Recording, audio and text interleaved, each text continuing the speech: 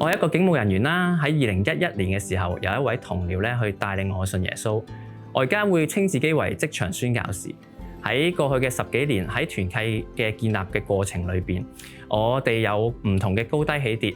喺最近2年，我哋係見得到神嘅帶領，令到我哋咧由最近嘅復興當中咧係一路去改變啦，亦都係有好多唔同嘅事工發展。我哋亦都見得到好多嘅弟兄姊妹啦加入喺當中啦，亦都有一啲上司咧去認罪悔改。我哋喺探訪兒童醫院啦，亦都喺水警總部嗰度傳福音。喺2024年年中啦，有一位同事同我講，佢好想學吉他。咁咧，我就諗起我哋牧師啦，係好熟悉吉他嘅。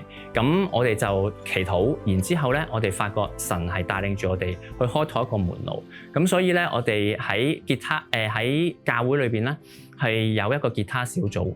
然後咧，就有一個未信主嘅同事啦，亦都知我哋有一個小組嘅時候，咁咧佢就係邀請我哋去喺水警總部開設一個吉他嘅興趣班去教同事。咁我哋嚟到當中嘅時候咧，亦都接觸佢哋啦。然之後咧，我哋有機會去到去探訪兒童醫院。喺小組開始嘅時候咧，我哋係有12位啦，有2位咧係其他傳道啦，有牧師啦同我。咁有8位咧係未信主嘅同事啦，咁但係一路咧神帶領住我哋嘅發展，但係咧亦都唔係一帆風順咯。有一段時間咧係得返我哋6個人啦，咁我哋喺度堅持禱告等候神，亦都咧讓神咧喺當中咧去帶領啦。然之後我哋而家又同另外5位信咗主嘅基督徒一齊咧去有禱告會。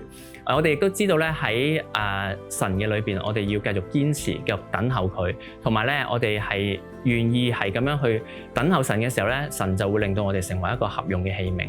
正如羅馬書8章28節所講，我哋知道萬事互相效力，叫愛神嘅人得益處，就係那些奉神嘅名被召嘅人。我哋亦都見證住神喺香港地方嘅教會裏邊啦，佢點樣建立，點樣去呼召佢嘅子民百姓一齊嚟跟從佢。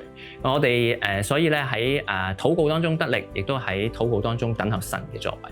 耶穌基督係建立緊佢自己嘅教會，係啊，所以我哋繼續滿心嘅盼望去等候神嘅作為。